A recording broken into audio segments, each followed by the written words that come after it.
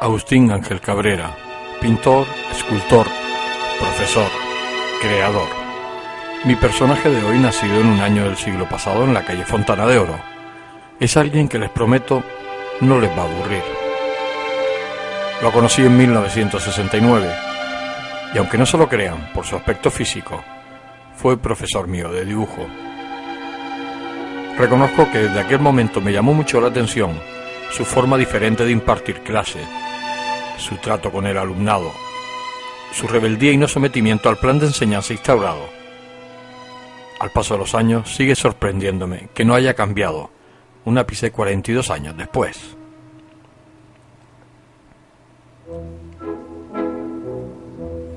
Durante casi 60 minutos podremos introducirnos en su mundo, que le garantizo y sin ánimo de exageración será tremendamente ameno.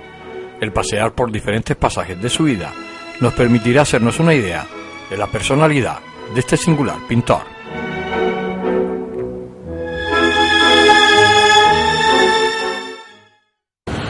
Agustín, ¿cómo recuerdas tu vida de niño? Porque tú naces en la calle Fontana de Oro, sí, que después se llamaría Senador Castillo Olivares, sí, ¿no?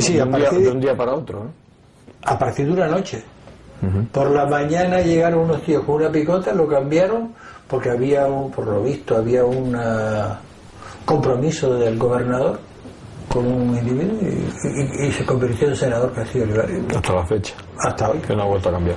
¿Cómo son tus recuerdos de niño? ¿Cómo recuerdas aquella infancia? Bueno, la verdad es que mis recuerdos de niño no son buenos. Yo era un niño enormemente enfermo. Estuve hasta en estado de coma muriéndome. Estuve una vez 3 meses en cama, otra vez 5 meses en cama. Era un niño débil, era un niño... mi recuerdo de la infancia, y encima mis padres eran más bien rígidos, o sea que todo iba en contra mía y no tengo buenos recuerdos de la infancia, no, honradamente no.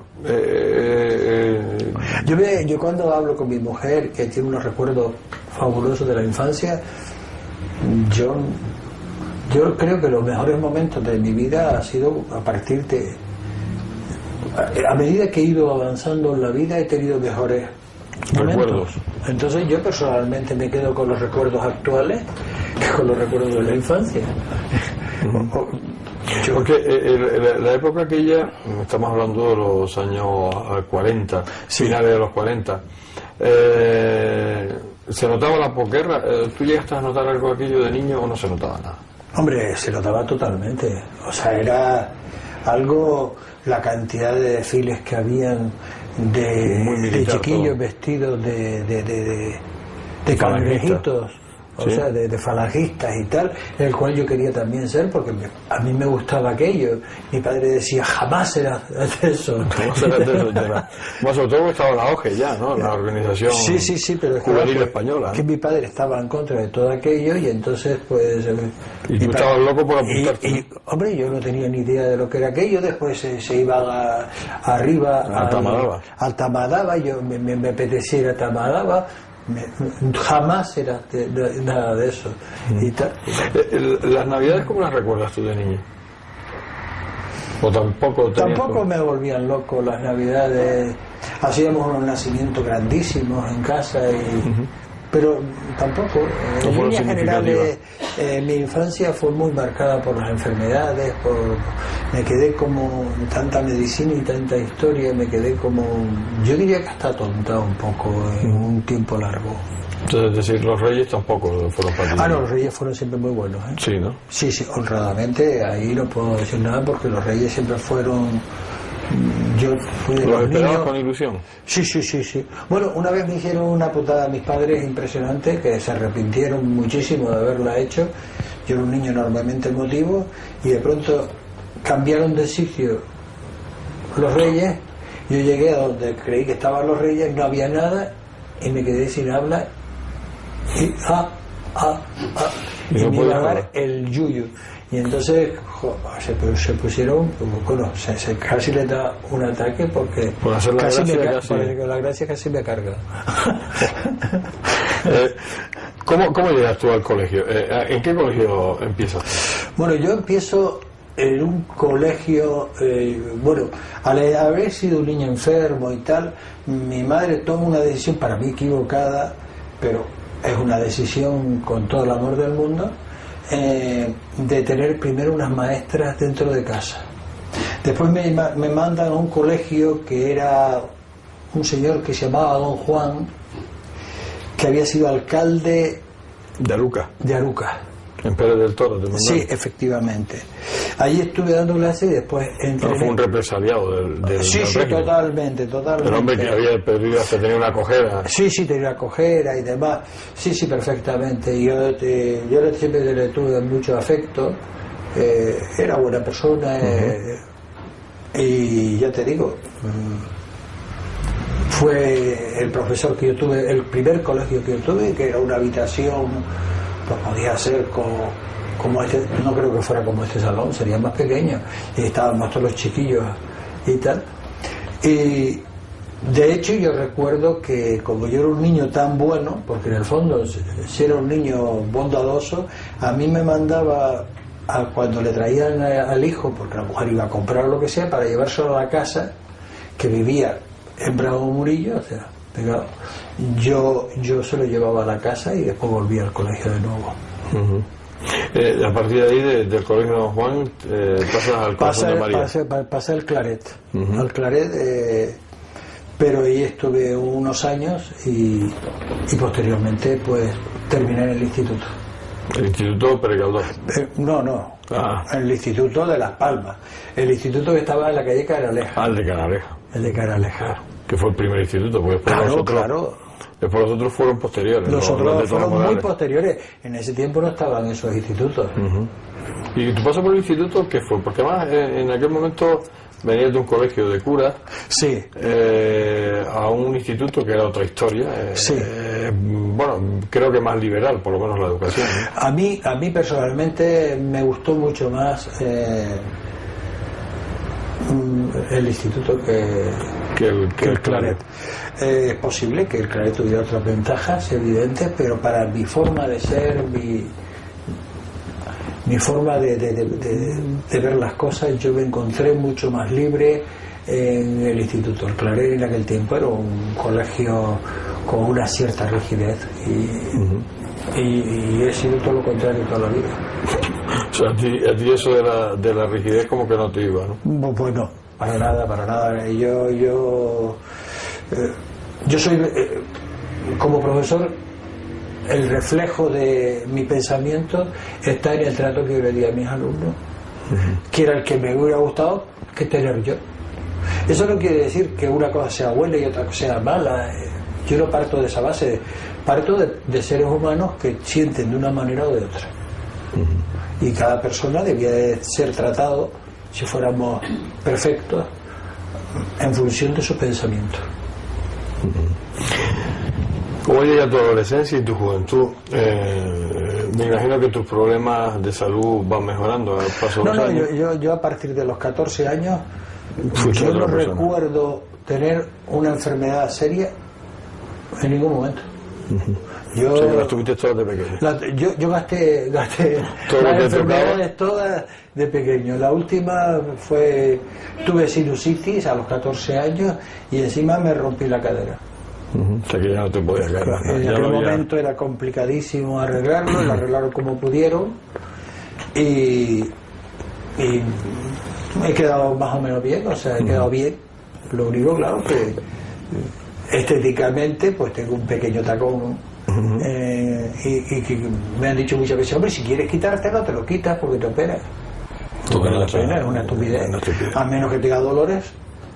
Y dolores ya lo tengo porque yo Yo realmente en mi vida, Convives ¿sabes con- cuál es, con- no? con dolores. Yo vivo con dolores, me acuesto con dolores, me levanto con dolores, Sí, como Niño Jesús, pero en versión Dolores. en versión dolores. Vale.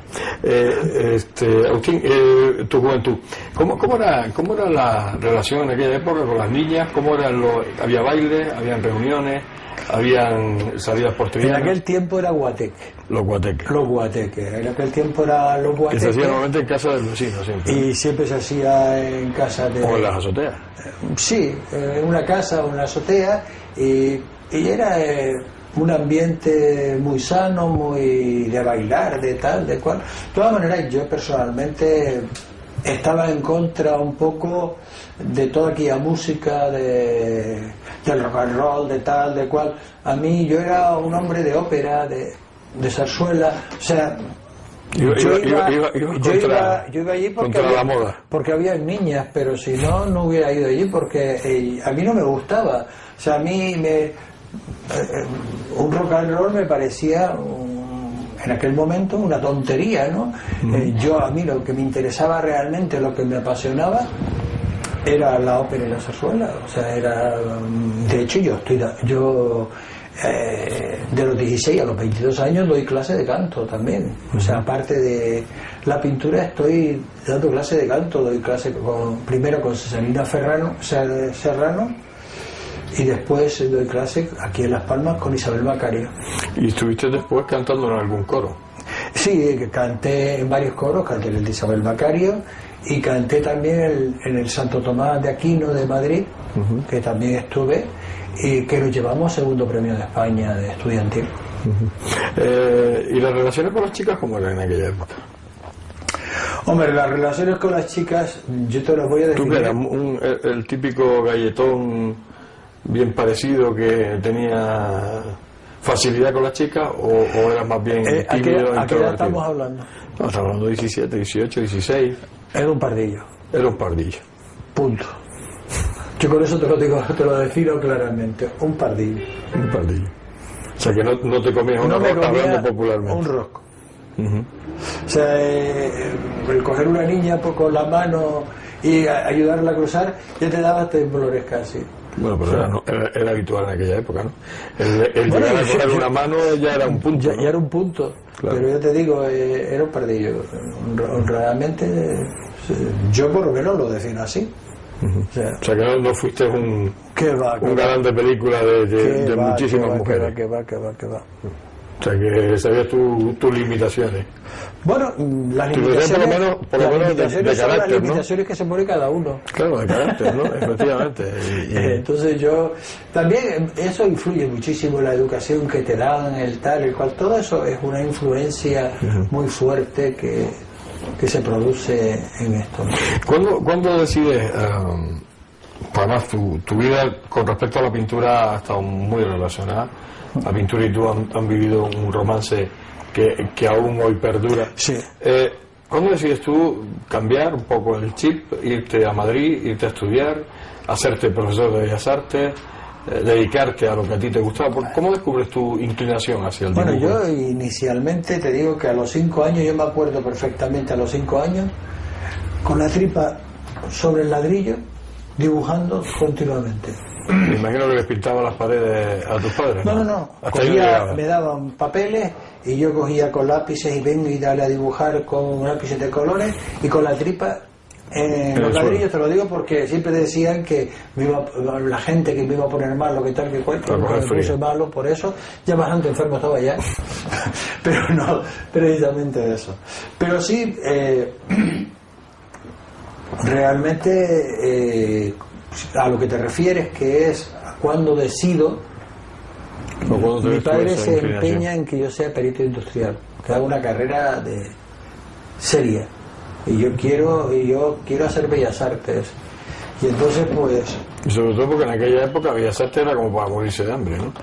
Bueno, era el concepto que había más que lo que realmente era. Pasaba, claro. Porque Pero los pintores eran considerados unos bohemios. Sí, pero claro que había actualmente sí es para morirse de hambre, porque es que antes había un montón de plazas para dar clases de dibujo, claro. Y actualmente hacen cola como en todas las cosas. Pero Él no quería, si lo quisiera perito industrial, me metió en perito industrial, ahí pues no funcionaba, y entonces un día me llamó, un poco instigado por su hermano y por mi madre, y me dijo que me habían matriculado en Tenerife de ingreso de Bellas Artes, como yo quería, y que había empezado hacía 2 días en los exámenes, pero que eran 15 días de dibujo, yo tenía 13, y que marchara a Tenerife urgentemente, y ese mismo día salí para Tenerife, me presenté al examen, llegué 2 días tarde y aprobé el ingreso de Bellas Artes. Yo me había examinado también en perito industrial, y entonces cuando llegué, papá, he aprobado en Bellas Artes, me dice, pues vete a buscar las notas de perito industrial, vete a ver qué sacaste. Y yo cuando vi que tenía 2 aprobados casi me da el yuyo. Entonces dice, ¿qué? Digo, todas suspendidas. Pues si quieres ser un desgraciado lo vas a hacer, sigue Bellas Artes. Ahorrador de electricidad Staminar. Tras muchos años de implantación en Canarias, les ofrecemos la posibilidad de ahorrar de un 10 hasta un 35% del consumo de su factura de electricidad. Tenemos un ahorrador que se adapta a sus necesidades, sea cual sea su tipo de negocio o industria. Muchos ahorradores puede encontrar en el mercado, pero solo Staminar ha demostrado su eficacia. No deje que los gastos abusivos de electricidad afecten su economía de negocio. Pídanos presupuesto sin compromiso al 921-481-249. Ahorrador de energía Staminar, la solución a sus problemas de exceso de consumo. Ahorre de un 10 hasta un 35% de su factura de electricidad.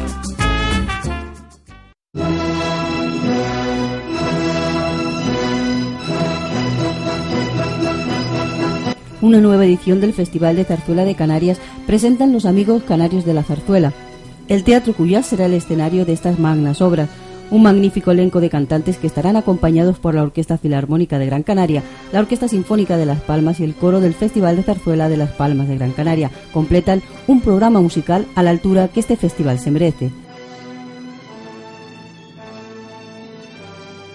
Tienen una cita inexcusable con el Festival de Zarzuela de Canarias, venta anticipada en entradas.com o en las propias taquillas del Teatro Cuyás. Más información en Los Amigos Canarios de la Zarzuela.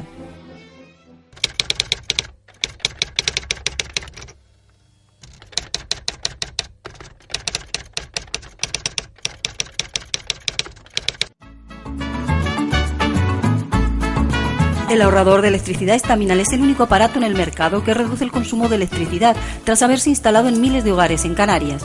No deje que su factura de electricidad afecte su economía familiar. El ahorrador Staminar le garantiza una reducción de un 10 hasta un 35% de su recibo de luz. Staminar no necesita ninguna instalación especial, es autoinstalable y no consume electricidad. Diga basta al excesivo consumo de electricidad y llámenos al 928-481-249. Reduzca hasta un 35% de su factura de electricidad. Staminar, su seguro de ahorro.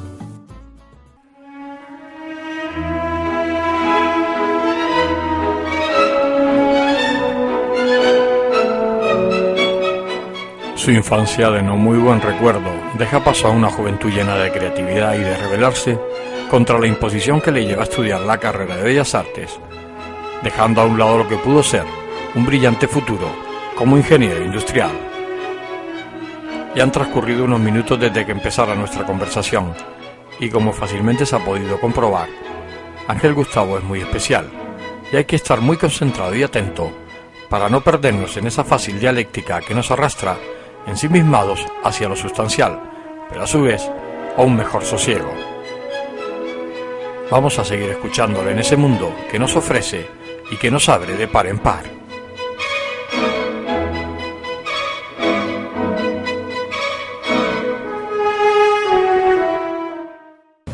Hablamos de tu ingreso en la Escuela de Bellas Artes y decidiste irte a Madrid, a estudiar en San Fernando, en la Escuela de Bellas Artes. Sí, es que resulta que, claro... Porque además en Tenerife no se podía tampoco, porque ibas a estudiar en Tenerife. No, yo era libre, en Tenerife era libre, yo estudiaba aquí y iba...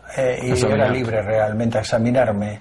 Iba aprobando, aprobé el inglés y aprobé el preparatorio, eso lo hacíamos muchísimos canarios. Y después, posteriormente, yo tomé la decisión, o quería tomar, de ir a Madrid. Pero el problema se suscitó en que no había dinero para ir a Madrid. Y entonces tuve que esperar un año para tener becas para poder conseguir una beca. Sí. Y llegas a Madrid y ahí te cambia un poco el chip, ¿no? Ahí me cambia todo el chip. Inicialmente me doy cuenta de lo preparadísimo que voy. El profesor de pintura me pregunta, después de un año de estar pintando, si he pintado en mi vida.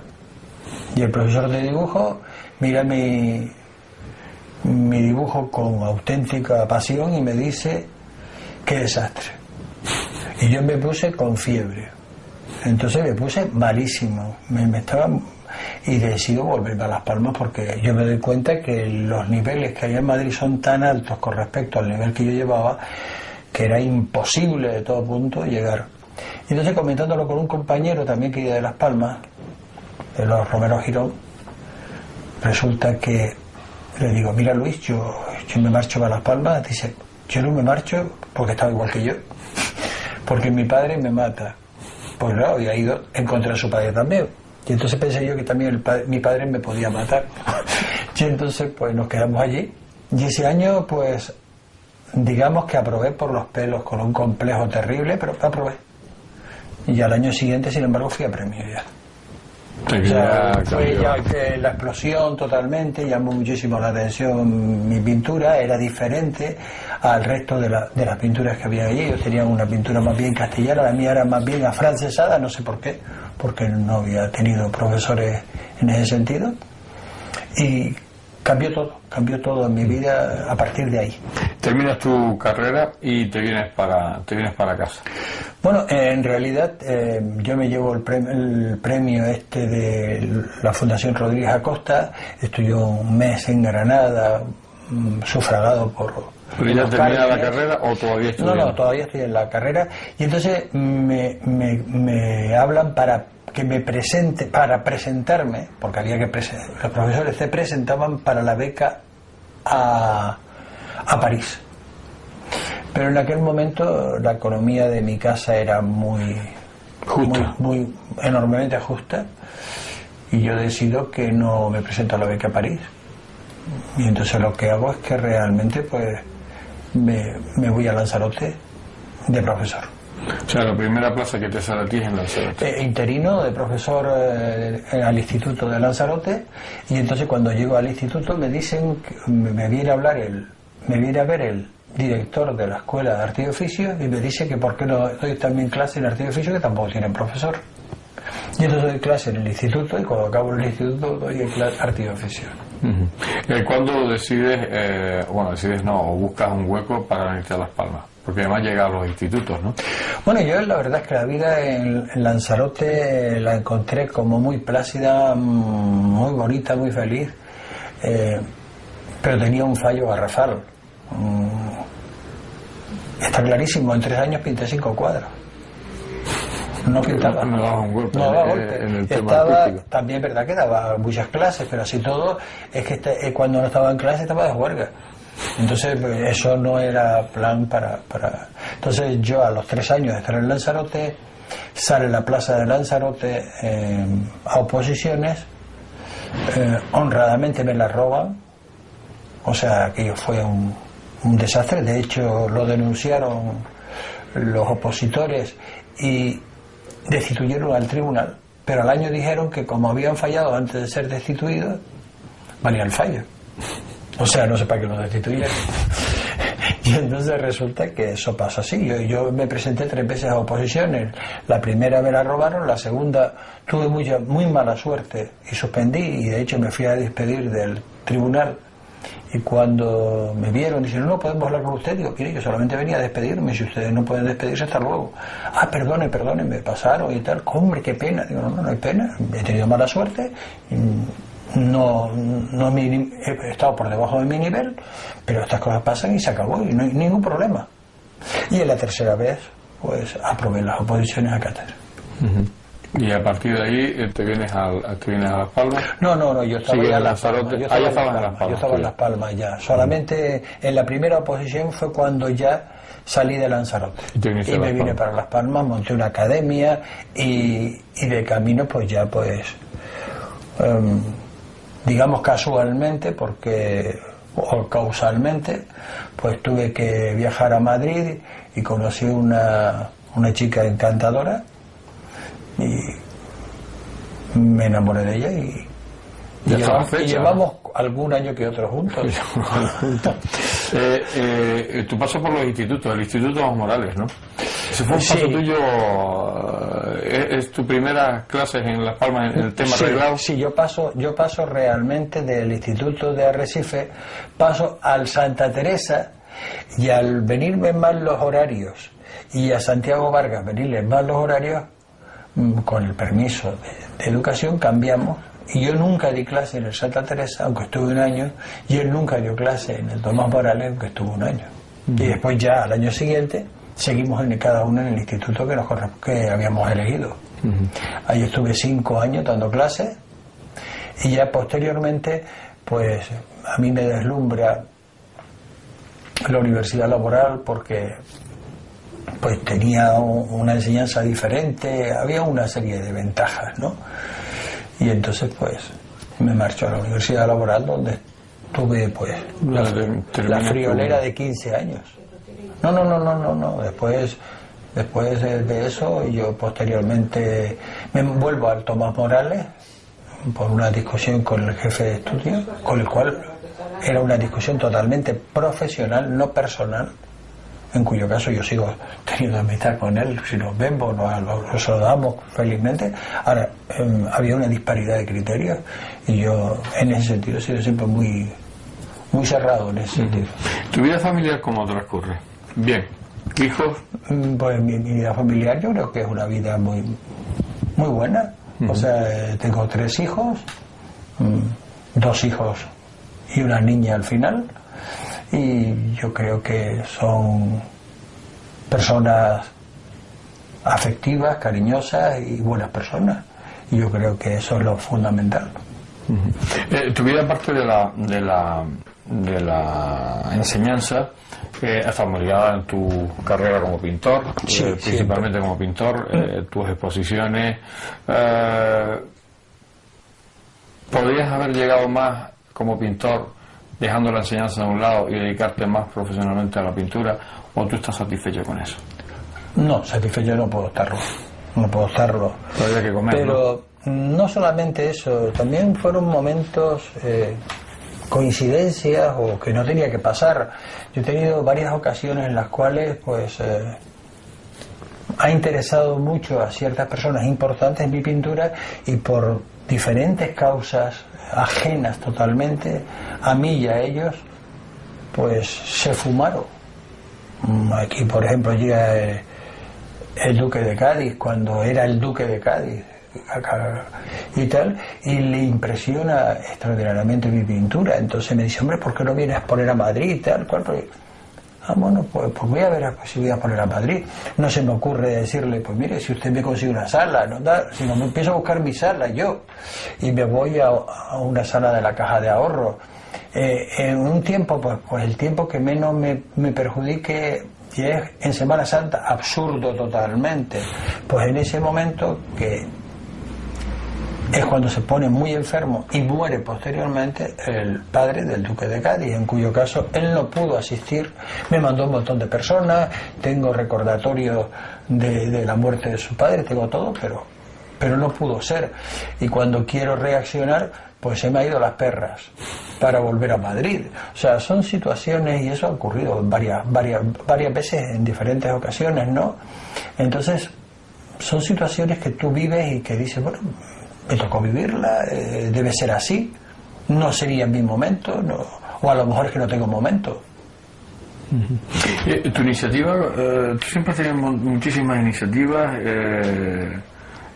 muchísima creatividad, y no solo en la pintura, o sea, has creado muchas cosas. Incluso como empresario, como negociante, o sea, también tiene muchos terrenos, sí. ¿no? Bueno, yo realmente siempre me he metido, pero siempre en función de la pintura. O sea, yo siempre pensaba que si yo ganaba mucho dinero podía potenciar mi pintura, que si yo me metía en política, pero no me involucraba en la política, sino estaba al borde de la política, podía mejorar, ayudar a mi pintura. Siempre había un poco de... Yo he sido creador con 11 personas más, entre ellos Juan Marrero Portugués, de un partido político, el partido del País Canario. País Canario.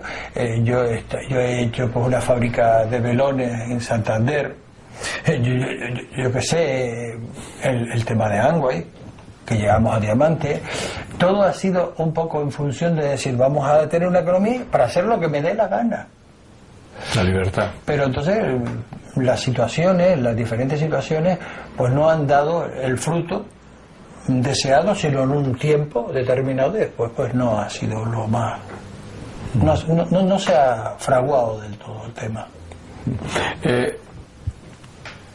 Me imagino que no cambiarías nada de lo que has hecho. Me refiero como pintor, que como pintor te sientes realizado, te sientes que has llegado, o por lo menos que has llegado a sentirte cómodo con tu pintura, que haces lo que realmente quieres, independientemente de tu éxito o no éxito, de tus ventas o no ventas. Bueno, yo te digo lo que sé, yo creo que yo creo en mi pintura, pero creo que lo que si pudiera ponerle un pero es que podía haber tenido más encargo en otra posición, podía haber tenido más encargo, podía haber hecho más obra de mural, que yo creo que yo sobre todo soy muralista, sobre todo soy un hombre que domino el ritmo, las formas, la grandiosidad, y entonces eso me queda un poco como descolgado, no del todo satisfecho.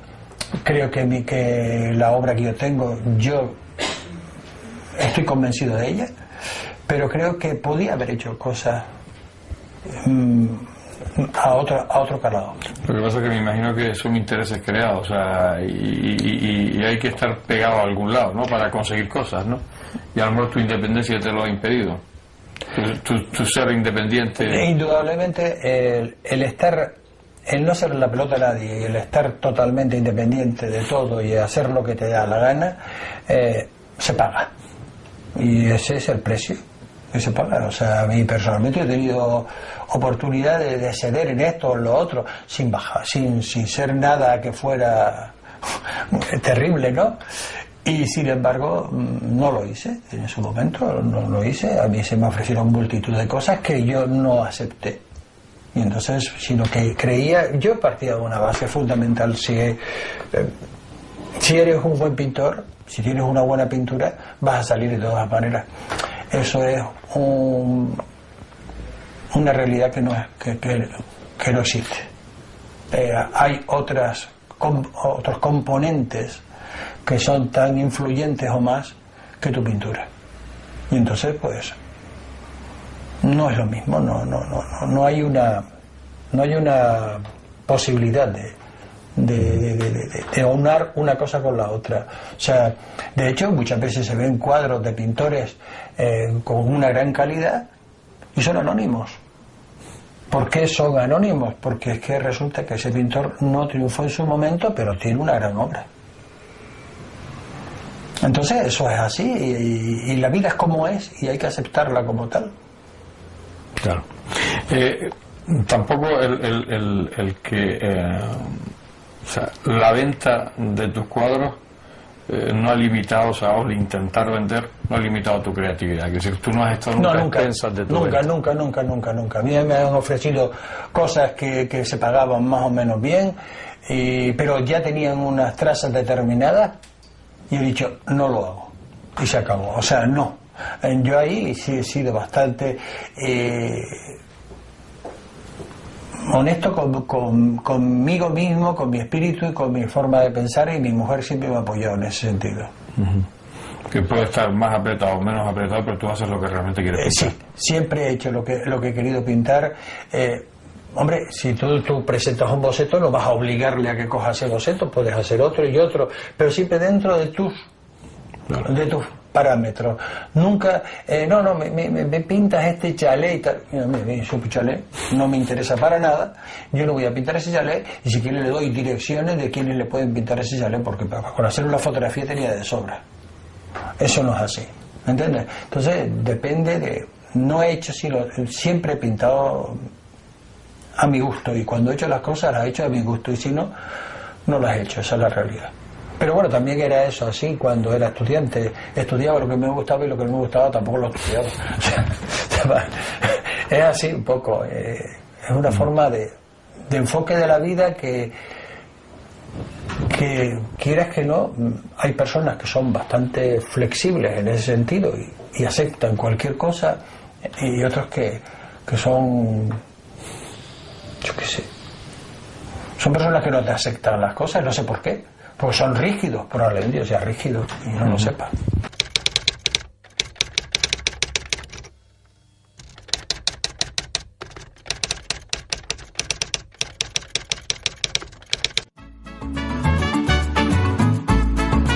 El ahorrador de electricidad estaminal es el único aparato en el mercado que reduce el consumo de electricidad tras haberse instalado en miles de hogares en Canarias. No deje que su factura de electricidad afecte su economía familiar. El ahorrador estaminal le garantiza una reducción de un 10 hasta un 35% de su recibo de luz. Estaminal no necesita ninguna instalación especial, es autoinstalable y no consume electricidad. Diga basta al excesivo consumo de electricidad y llámenos al 928-481-249.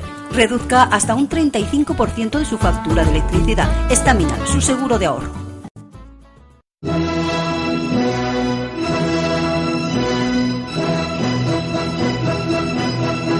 Una nueva edición del Festival de Zarzuela de Canarias presentan los amigos canarios de la zarzuela.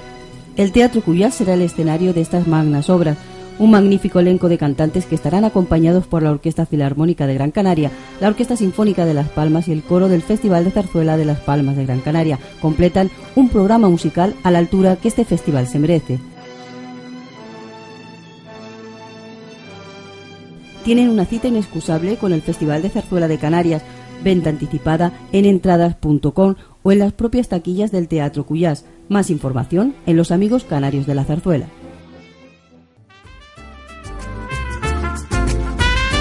Ahorrador de electricidad Estaminal. Tras muchos años de implantación en Canarias, les ofrecemos la posibilidad de ahorrar de un 10 hasta un 35% del consumo de su factura de electricidad. Tenemos un ahorrador que se adapta a sus necesidades, sea cual sea su tipo de negocio o industria. Muchos ahorradores puede encontrar en el mercado, pero solo Estaminal ha demostrado su eficacia. No deje que los gastos abusivos de electricidad afecten su economía de negocio. Pídanos presupuestos sin compromiso al 928-481-249. Ahorrador de energía Estaminal, la solución a sus problemas de exceso de consumo. Ahorre de un 10 hasta un 35% de su factura de electricidad.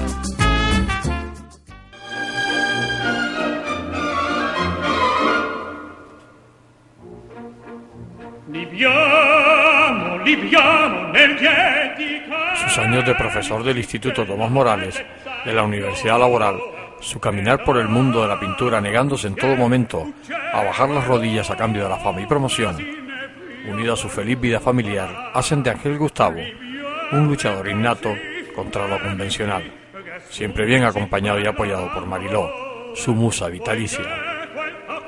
Su paso como político, hombre de negocios, emprendedor, solo hacen aumentar su fama polifacética de creatividad que lo distingue del resto de mortales.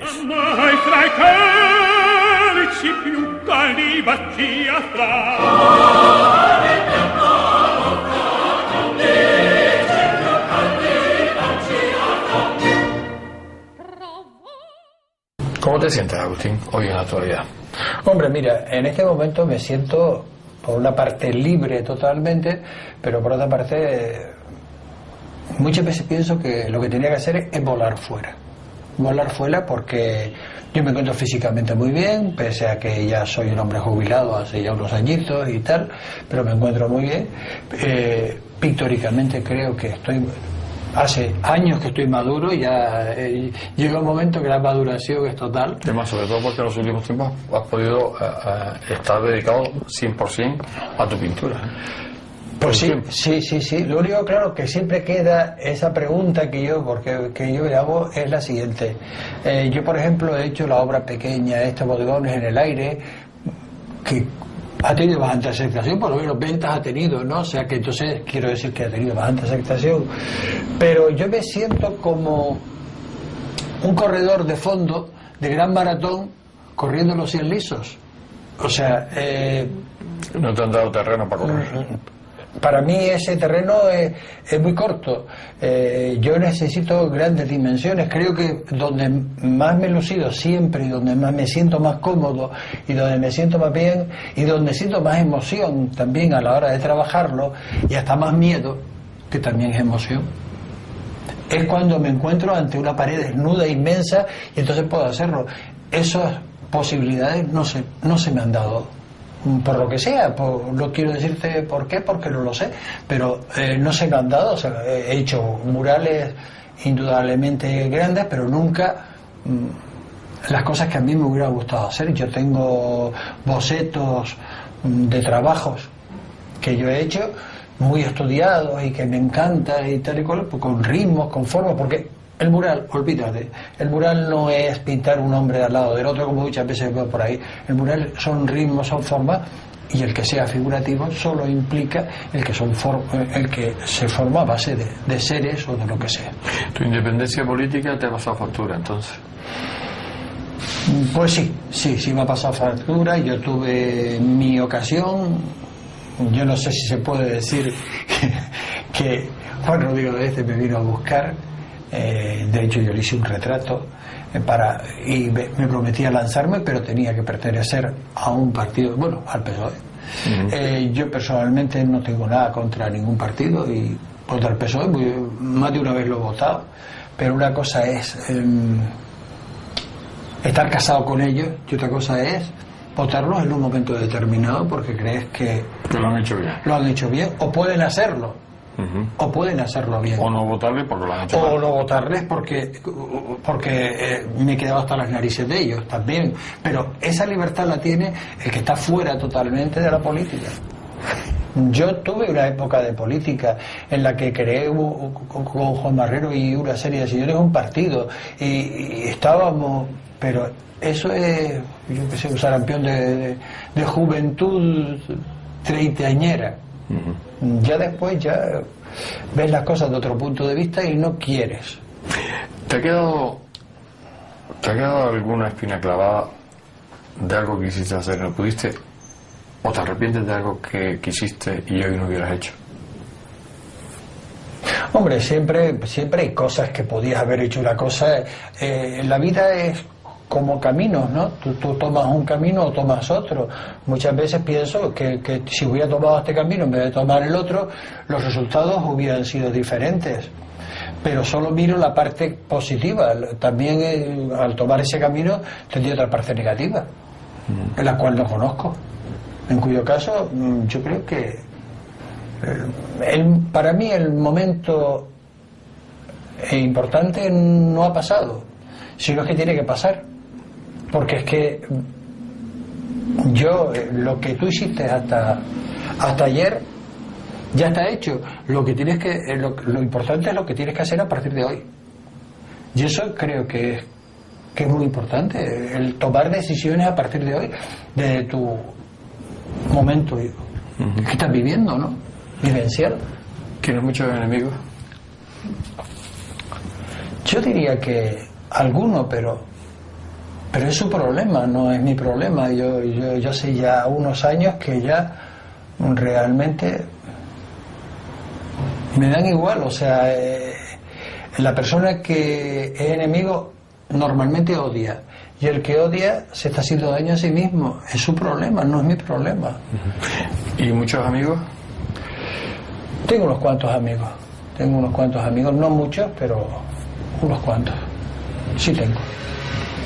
En este mundo artístico, ¿se crean más amigos que enemigos o se crean más envidias que otra cosa? Yo creo que es un mundo enormemente competitivo, en el que además Sálvese el que pueda, ¿no? un poco, y por otra parte también existe la situación de que no hay un medio de medirlo, en cuyo caso todo puede valer. O sea, es que es real, es que ten en cuenta que en tenis, que es un deporte que yo veo como muy sano, pues el que gana es el que gana. Pero en pintura es cuando a mí me dicen, por ejemplo, una persona que está metido en arte, es que el fútbol no me gusta porque hay muchas trampas y mucha injusticia. Entonces, señor, usted odiará al arte porque ahí no hay más que eso, en gran medida. O sea, se puede producir todos los hechos porque no es objetivo, es subjetivo, en cuyo caso es todo posible. Tienes muchos proyectos. Al día de hoy, con tu edad, tienes unos proyectos, tienes muchísimos proyectos. Tienes una ilusión, la misma que tenías hace muchos años. Bueno, yo te voy a decir una cosa. Yo en este momento hay una cosa que siempre me ha faltado a mí, y es que alguien se ocupara de la otra parte de la pintura, que es la que menos me ha interesado. O sea, a mí la parte que me ha interesado toda la vida ha sido estar en el caballete, pero el estar promocionando, el estar tal, el estar cual, a mí eso, para mí, me aburre, en una palabra. Y entonces mi hija quiere llevar esa parte, y para mí me parece genial, porque yo honradamente estaba dispuesto, si me dejaran pintar tranquilamente y lo que yo quiero pintar, hasta que firmara ella si quisiera, porque lo que quiero es hacerlo, no estar. Es que muchas veces la pintura va en función más de la promoción y del movimiento que tenga, y la habilidad y el movimiento que tenga la persona en sociedad, que de lo que hagas en tu caballete. Y yo creo que mi pintura es de caballete, punto. Yo estoy aquí en el caballete, me pongo a trabajar, me pongo a hacer las cosas y se acabó, y es mi ilusión. Y lo otro me resulta multitud de veces tedioso. O sea, me aburro en muchas reuniones, otras no, hay de todo, pero muchas veces es tedioso. O sea, no me siento cómodo, no me siento bien. Yo me siento bien cuando estoy a gusto. Cuando hay que fingir, hay que hacer tal, prefiero no estar. No me gusta. Eso lo has hecho a lo largo de tu vida, ¿no? Sí, la verdad es que siempre. Pero yo creo que no es una virtud ni un defecto. Bueno, probablemente es un defecto. Para esta sociedad. Para esta sociedad. Entonces, es realmente lo que sientes, y entonces te empiezas a sentir mal. Y llega un momento en el cual pues no puedes aguantar aquello. Eso me pasó con las asignaturas que no me gustaban, eso me pasó con los profesores que no me gustaban, eso me pasó. Siempre me ha pasado. Es una cosa que a lo mejor es que me falta algún tornillo en la cabeza, y entonces ese fallo del tornillo pues es el que me da esa situación. Hay personas, sin embargo, que ante la presión esa se sienten muy bien. Yo me siento muy mal. Esa es la realidad. Vamos llegando al final. ¿Cómo te gustaría que fueras recordado? Bueno, mira, tengo una de las partes que tengo como recuerdo, creo que la tengo conseguida, que es como profesor. Yo siempre he dicho que he sido un padre permisivo y un profesor permisivo. Un profesor y un padre que ha intentado ayudar a sus hijos, a sus alumnos, y que le ha derramado afecto. Y yo creo que eso sí lo tengo conseguido.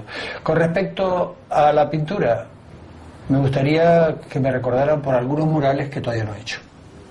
Aunque ya, claro, cada vez pasan los años y cada vez subirte un andamio a pintar un mural es un poquito más complejo, ¿no? Pero todavía me encuentro físicamente muy bien pese a los años.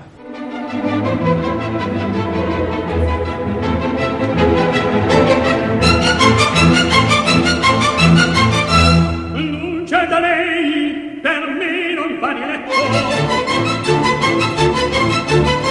volaron già 3 lune da che la mia diletta agì per me lassù. Parece increíble que haya pasado casi una hora desde que empezamos a hablar. El libro abierto de Ángel Gustavo no ha terminado, pero los imperativos de televisión no nos dejan más camino que ir finalizando. Se nos quedan muchos tramos de su interior por llegar, que estoy seguro que en algún momento nos dará para hacer una segunda parte.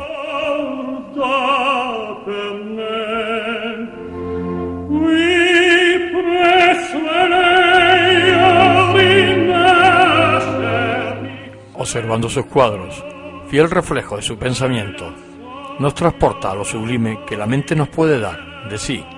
Sus cuadros, su persona, son solo un conjunto que impone su ley de transparencia y bondad en esta sociedad insolidaria.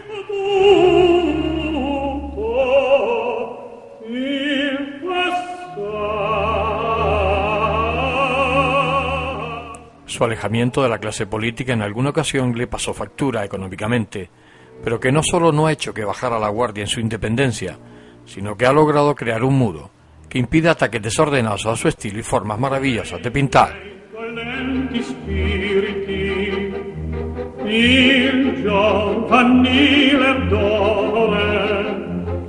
Agustín Ángel Gustavo Cabrera, mi profesor, pintor, escultor, empresario, creativo, gracias por permitirnos dejarnos entrar en tu mundo y que durante una hora hayamos podido ganar algo más de vida al escuchar tu fácil verborrea sencilla y sin complicación, pero con gran trasfondo. Ángel Gustavo, solo me queda decirte adiós, querido profesor. Volveremos a vernos, estoy seguro. Hasta siempre. Dal di che disse vivere io voglio